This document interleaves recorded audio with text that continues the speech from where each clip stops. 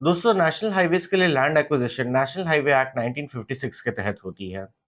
लेकिन सवाल यह है कि जब नेशनल हाईवेज एक्ट के तहत लैंड एक्विजिशन हो रहा है तो सोलेशियम क्या मिलेगा? सोलेशियम कंपनसेशन के ऊपर मिलने वाला वो अमाउंट है जो आपको लैंड से कंपलसरी पार्ट होने के कारण से मिलती है।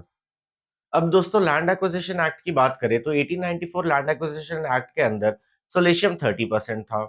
अब 2013 एक्ट के अंदर यही सोलेशियम को बढ़ा के 100% कर दिया गया है।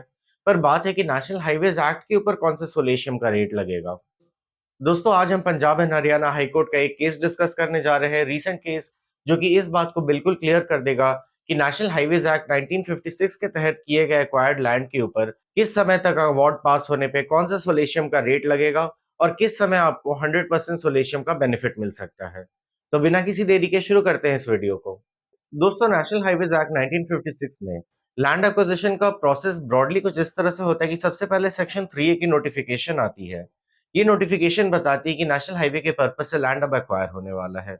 इसके बाद सेक्शन 3D की नोटिफिकेशन आती है जिसके तहत लैंड गवर्नमेंट में वेस्ट करता है। और फिर सबसे इंपॉर्टेंट स्टेज आती है सेक्शन 3G की, जिसके तहत काला डिसाइड करता है कि लैंड एक्विजिशन की कंपनसेशन क्या होगी। दोस्तों अब प्रॉब्लम ये है कि गवर्नमेंट नोटिफिकेशन जो कि लैंड एक्विजिशन एक्ट के सोलेशियम को नेशनल हाईवेज एक्ट के ऊपर एक्सटेंड करता है, वो एक कट ऑफ डेट देता है। वो कट ऑफ डेट है 31/12/2014। अगर इस कट ऑफ डेट के पहले तक सारी प्रोसेस कर दी गई है तो फिर सोलेशियम का अवार्ड पुराने एक्ट के तहत मिलेगा जो कि 30% है। पर अगर इस डेट तक कंपनसेशन पेड नहीं है या कंपनसेशन की प्रोसेस कंप्लीट नहीं है तो इसका मतलब कि फिर नए एक्ट के तहत कंपनसेशन में सोलेशियम का अवार्ड लगेगा जो कि 100% है। अब दोस्तों इस केस का मेन क्रक्स पॉइंट ये है कि जो कट ऑफ डेट है 31/12/2014, हाई कोर्ट का ये कहना है कि इस डेट तक केवल अवार्ड नहीं पास होना चाहिए, इस डेट तक कंपनसेशन भी मेजॉरिटी ऑफ लैंड ओनर्स को मिल जाना चाहिए कि एक्वायरिंग अथॉरिटी ये क्लेम कर पाए कि 1894 के रेट लगेंगे सोलेशियम के जो कि ये 30% है। नहीं तो 100% का रेट लगेगा जो कि 2013 एक्ट का है। दोस्तों अब आते हैं इस केस के फैक्ट्स के ऊपर। आप डेट्स पे ध्यान दीजिएगा। इस केस में सेक्शन 3A की नोटिफिकेशन अगस्त 2013 में आई थी। फरवरी 2014 में सेक्शन 3D का नोटिफिकेशन आया और सेक्शन 3G का अवार्ड 2014 में अक्टूबर मंथ में पास कर दिया गया। अब दोस्तों जब लैंड ओनर्स ने सोलेशियम को 100% के रेट पे क्लेम किया तो नेशनल हाईवेज अथॉरिटी का कहना था कि जो अवार्ड की प्रक्रिया है वो तो 30/12/2014 के पहले कर दी गई है, यानी कट ऑफ डेट के पहले की गई है। इसका मतलब अवार्ड में सोलेशियम का रेट 1894 के लैंड एक्विजिशन एक्ट का लगेगा यानी 30%। दोस्तों अब सवाल उठता है कि 31 दिसंबर की कट ऑफ डेट और इस कट ऑफ डेट के पहले लगने का सोलेशियम रेट 30% और बाद में लगने का सोलेशियम रेट 100% का लॉजिक आ कहां से रहा है। दोस्तों ये आ रहा है ministry of road transport and highways की एक गाइडलाइंस के थ्रू जो कि डेटेड है 28 दिसंबर 2017। इन गाइडलाइंस में क्लियर कर दिया गया है कि as per clause 4.6 sub clause 3 of the guidelines 2013 का लैंड एक्विजिशन एक्ट का सोलेशियम रेट अप्लाई करेगा नेशनल हाईवेज एक्ट पे फ्रॉम द डेट ऑफ 1 जनवरी 2015। अब दोस्तों सिंपल वर्ड्स में समझे तो इस क्लॉज के तहत 100% सोलेशियम दो सिचुएशन में मिल सकता है। पहला सिचुएशन जब सेक्शन 3G का अवार्ड 31 दिसंबर 2014 तक अनाउंस ही नहीं किया गया है। इस सिचुएशन में 100% सोलेशियम मिलेगा लैंड ओनर्स को। दूसरा सिचुएशन तब अराइज होता है जब 31 दिसंबर 2014 तक अवार्ड पास कर दिया गया है पर अमाउंट या तो काला तक डिपॉजिट नहीं किया गया है या काला तक भले डिपॉजिट किया गया है पर अमाउंट लैंड ओनर्स यानी मेजॉरिटी ऑफ लैंड ओनर्स को रिलीज नहीं किया गया है।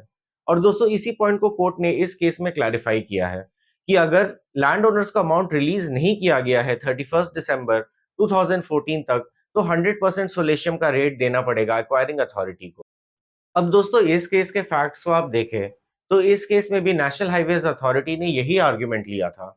इस केस में एनएचएआई ने आर्गुमेंट लिया था कि कंपनसेशन अमाउंट तो 20 अक्टूबर 2014 को डिसाइड हो गया था।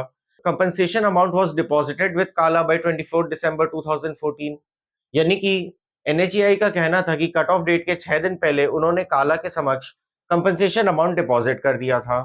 पर दोस्तों कोर्ट का कहना था कि ये अमाउंट भले डिपॉजिटेड विद सीएएलए था बट ये amount was not released to the majority of land owners by that cut off date, यानी कि अमाउंट सिर्फ डिपॉजिट नहीं, कट ऑफ डेट तक मेजॉरिटी ऑफ लैंड ओनर्स को रिलीज होगा तभी पुराने एक्ट के सोलेशियम रेट पे एनएचएआई स्टिक कर सकती है। तो दोस्तों आई होप आपको इस जजमेंट का बॉटम लाइन समझ आ गया हो कि एनएचएआई को कोर्ट में ये प्रूफ करना है कि मेजॉरिटी ऑफ लैंड ओनर्स को उन्होंने अमाउंट रिलीज भी कर दिया है बाय द डेट ऑफ 31 दिसंबर 2014, जो कि नोटिफिकेशन में कट ऑफ डेट है फॉर एनएचएआई टू क्लेम कि उनको 30% पे सोलेशियम देना है, नहीं तो उनको 100% ऑफ सोलेशियम देना पड़ेगा। तो दोस्तों इस जजमेंट के क्या की टेकअवेज हैं? दोस्तों इस जजमेंट के ये की टेकअवेज है कि आपको उस गाइडलाइंस के दिए गए कंडीशंस को अच्छे से पढ़ना होगा। सबसे पहला कंडीशन, अगर आपका सिंपल सा केस है कि 31 दिसंबर 2014 तक 3G का अवार्ड ही पास नहीं हुआ है, तो आपको बिल्कुल 100% पे सोलेशियम मिलेगा। ये केस क्लियर है। अब दूसरा टेक अवे ये है दोस्तों कि अगर मान लीजिए आपके केस में 3G का अवार्ड पास हो गया है 31 दिसंबर 2014 के पहले, पर आपके हाथ में कंपनसेशन नहीं आया है और मेजॉरिटी ऑफ लैंड ओनर्स के हाथ में कंपनसेशन नहीं आया है by the cut off date, जैसा कि इस केस में हुआ था, तो इस केस में आप कोर्ट जाके 100% ऑफ सोलेशियम क्लेम कर सकते हैं on the basis of 28 December 2017 guidelines of ministry of road transport and highways. तो दोस्तों आई होप ये शॉर्ट केस एनालिसिस आपको पसंद आया हो और आपको इससे पता चला हो कि नेशनल हाईवेज एक्ट के अंडर अगर एक्विजिशन हो रही है, तो किस सिचुएशन में 100% ऑफ सोलेशियम मिल सकता है आपको। अगर आपका केस ऐसे सिचुएशन में आता है, तो इस जजमेंट को आप बेझक यूज़ कर सकते हैं। इस जजमेंट की साइटेशन मैंने आपको डिस्क्रिप्शन बॉक्स में दे रखी है और ऐसे लीगल अपडेट्स के लिए जुड़े रहें हमारे चैनल प्रसाद लॉ से।